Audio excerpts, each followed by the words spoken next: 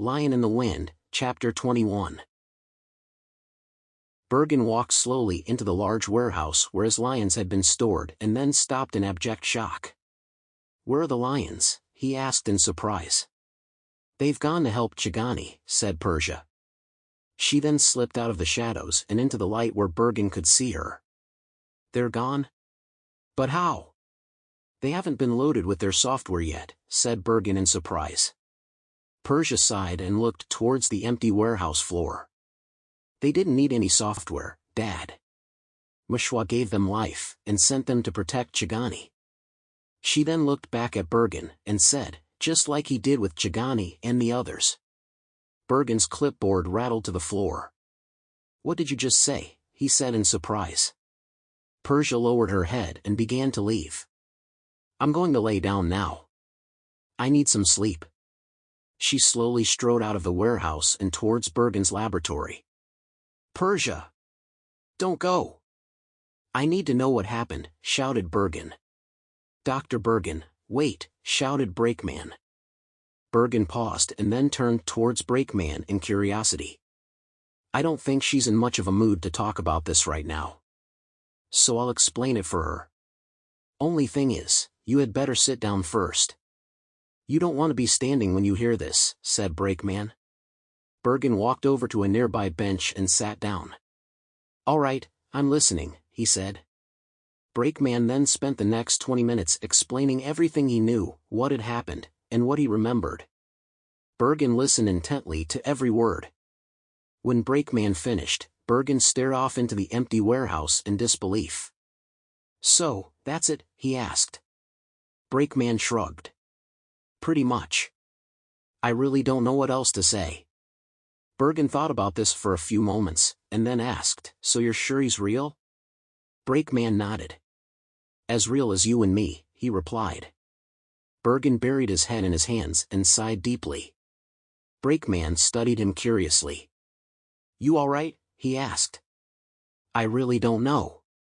For years I've thought that what Mother told me about him was just a legend. A myth. A fairy tale from ancient times. Never did I, even in my wildest dreams, think he was real. Even now I'm not sure he's real. I am more real than anything in this world will ever be," said Mishwa as he appeared in a brilliant flare of light. Bergen looked up and stared at Mishwa in surprise and awe. Brakeman smirked. "Huh, he's right on schedule," he thought. He then slipped away so that the two men could talk alone. You're," stuttered Bergen. Mishwa nodded. "I am." "Then, Chigani," said Bergen as his body began to shake. "I didn't really make him, did I?" he continued. "Yes, you did. But you only gave him a body. I was the one who gave him life." "But, why me? Who am I that you would choose me for this?" "And why him?" asked Bergen. "There are times in this world when a special protector is needed. Chigani is but one of a long line of champions who have risked everything to protect my people." "But why him? Why would you give life to a machine, and then send him off to die?" "I did not send him to die, but to live, and to save my people." Bergen sighed heavily. Mishwa smiled compassionately. "In time you will understand everything. But, for now, you must simply believe and trust that I am doing what is necessary for the good of all." Bergen nodded slightly as a tear trickled down his face. "I believe." Black watched curiously from his office as Bergen appeared to be talking to himself. He scratched his chin as he studied the apparently one-sided conversation. Who is he talking to, he thought. He switched between views on the security cameras, scanned the local airwaves, and then listened to an audio feed from the warehouse. All he heard was Bergen. He spun in his chair and thought deeply about this.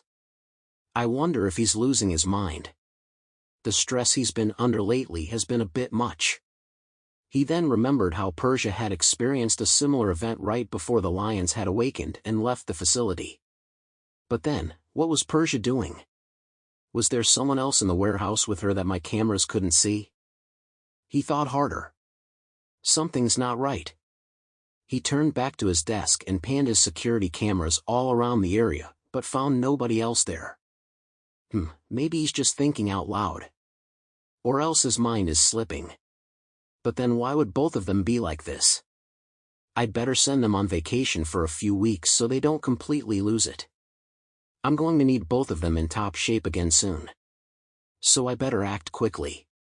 If I lose either of them now, I may also lose the lions. He then turned to his computer and began making the necessary reservations. Bergen slowly plodded into his laboratory and sat down at his desk to think. Persia looked over at him with concern.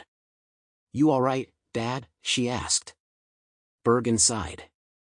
"I really don't know. What's the matter?" "I met Mishwa today." Persia blinked. "So did I," she exclaimed. Bergen pivoted in his chair and looked at her. "You did? What did he tell you?" Persia quickly explained everything that she and Mishwa had talked about. "Wow," said Bergen in amazement. "And here I thought I was the one with the greater burden," he continued.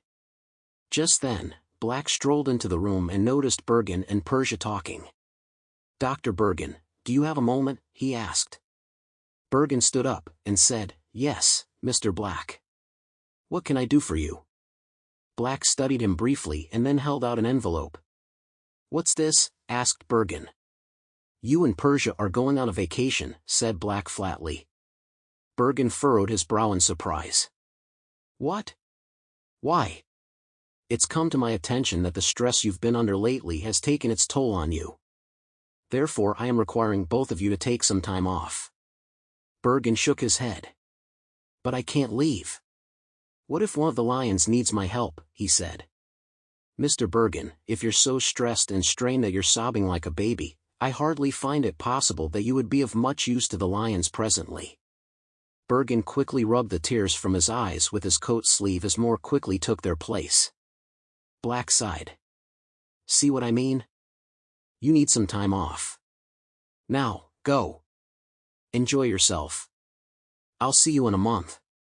And for the sake of Tursar, get some sleep. You look horrible." Bergen nodded. "I'll do that, sir. I expect you to. Now go. This envelope contains your travel information, hotel reservations, and all necessary paperwork and waivers for Ms. Persia as well.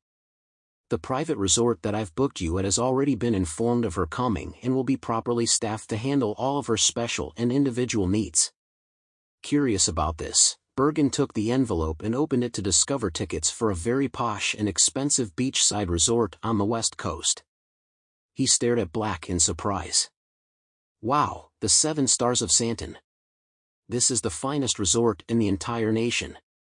Mr. Black, I can't go. How will I ever repay you for this?"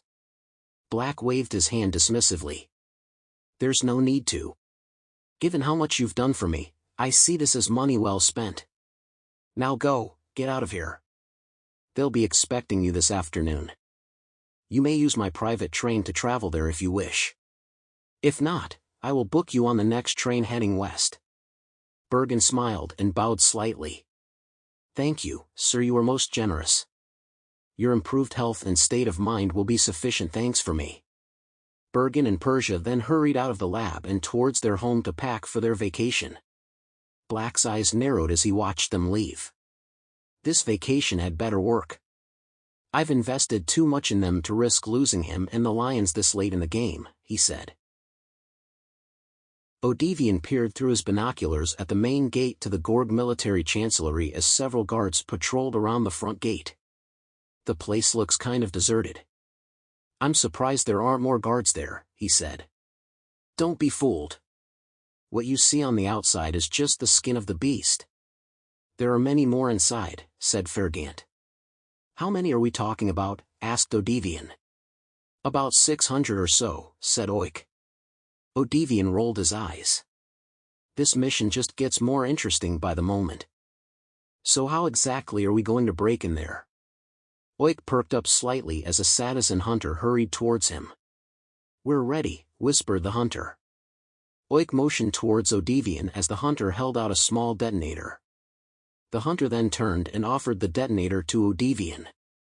"This will activate all of the explosives we have placed within the facility. Will you please do the honors? Odivian looked at the detonator, took it and then grinned. Well then, let the festivities begin, he said with a chuckle. Fergant nodded. Yes, please. Let us make this place fly, as you Yigson like to say, he replied. Odivian looked at the Gorg officer and smirked. I never imagined in all my life that a Gorg would actually be asking me to blow up one of his own facilities. Fergant chuckled. There are more where this one came from. Odivian flipped the safety off and pressed the button. A loud chorus of pops and booms echoed throughout the facility, followed by the roar of collapsing buildings. A thick, roiling cloud of black smoke, dirt and debris rose up from the facility as alarms and sirens began to ring. I always wanted to do that, quipped Odivian. Begin the assault, said Oik through a handheld communicator. Fergant did the same. The forest suddenly came alive as platoons of camouflaged soldiers raced forward towards the dazed and confused Gorg guards, quickly overpowering them. As the battle began, Odivian scanned the complex for movement. There was some limited signs of activity, mostly wounded soldiers staggering around in confusion, but little else. Fergant tapped him on the shoulder and pointed to a corner of the facility where 2 Gorg officers and a Mitizen hurried towards a nearby vehicle. Odivian put down his binoculars, picked up his sniper rifle and quickly drew a bead on the Mitizen officer. Goodbye, he said with a grin as he squeezed off the first round. The bullet found its target with pinpoint accuracy. He quickly lined up the other 2 men and brought them down as well. This impressed Fergant. Your shooting is as legendary as the rumors have told, he said. Odivian chuckled. If you think I'm a good shot, you should see Major Delgra. He can outshoot me any day. Fergant chuckled. I may have to take you up on that sometime. Within 20 minutes the assault ended and the teams withdrew. As they rode away in a small caravan of unmarked trucks, Fergant and Oik talked to their commanders and gathered battle reports. How was it? Asked Odivian after several minutes. Fergant nodded. It went very well. Far better than I could have hoped for. Thankfully, nobody was lost. We have a few injuries, but that is to be expected. Oik nodded as well. Same here. And my hunters can confirm that 3 of their top 10 commanders, plus many mid-level commanders of the Gorg military are dead. That's going to put a dent in their command structure, said Odivian. Oik nodded. It will, but only briefly. We plan to attack the command structure several more times over the next couple of days to shake them up even more. Why not just invade them outright and really put the hurt on them? The Sadisans are obviously not short of good men or equipment, said Odivian. Oik shook his head. Our people are an honor-bound society. They will not attack unless there is justification to do so. They feel that going to war without provocation is without honor. Odivian raised his eyebrows in mock surprise. You sure could have fooled me today, he said with a smirk. We foresee threats differently than our people do. The Gorg, by their attack on your people and their alliance with the Mitizen, threatens our people in many ways. Therefore we are free to attack them without harming our honor, said Oik. Do you think they'll make a retaliatory strike against your people for what we did? Asked Odivian. Fergant shook his head. My people are unlikely to act right away. They know that to attack rashly will risk the wrath of the Sadison people, and that is the last thing they want. So they will not act immediately. Instead, they will point fingers and blame others for now. Odivian thought about this for several moments. So I take it we'll need to ruffle their feathers again, he said. Oik and Fergant nodded. Odivian inhaled deeply, and said, All right, where to next? We will rest for today, resupply, and then make an attack to the north tomorrow. We must continue to weaken their command structure to help your people survive until something can be done to turn the tide of this war, said Fergant. Didn't we already do that? We have only ruffled their feathers, as you say, said Oik. Then isn't what we did today kind of pointless? I mean, if they've got the people to easily replace those we killed, then we didn't do nearly the damage I'd hoped we would. Fergant shook his head. Actually, we did much good today. The ones we killed will be hard to replace as they are few among my people. How so?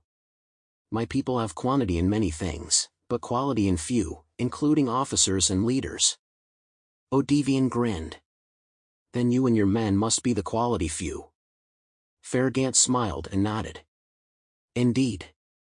I have handpicked my men from among the most intelligent within our army who support my views. While we are not many, what we have has, and will be put to great use. If your men keep fighting like they did today, this war should be over in a few weeks, said Odivian. If our efforts are successful, my people will rise up against the Gorg army and end this war in 2 days, said Oik. 2 days? Isn't that kind of an ambitious timetable? Asked Odivian. Oik grinned slyly. You have not seen how powerful my people are when they are fully provoked. It is a frightful thing to witness, he said, giving dramatic flair to his words. Odivian laughed. I'll take your word for it. Pentel, Welk and Sims stood in their bunker and studied the Gorg lines through their binoculars. However, they didn't like what they were seeing. Looks like the Gorg might make another assault tonight, said Pentel. Yeah, and they're getting better at it too. Not to mention their numbers have increased significantly in the last couple of hours, said Sims. That's probably because they're moving their battle units down our way to protect them from the lions, said Welk. I'm surprised they've caused that much of a fuss already. They've only been gone, what, a day, said Sims. 31 hours, give or take an hour, said Pentel. Well, it certainly doesn't feel that long, said Sims. Oops, the Gorg are moving, said Welk. Get ready, gentlemen. Expect them to hit us with an artillery barrage to open things up, and then an infantry rush right after that, said Pentel.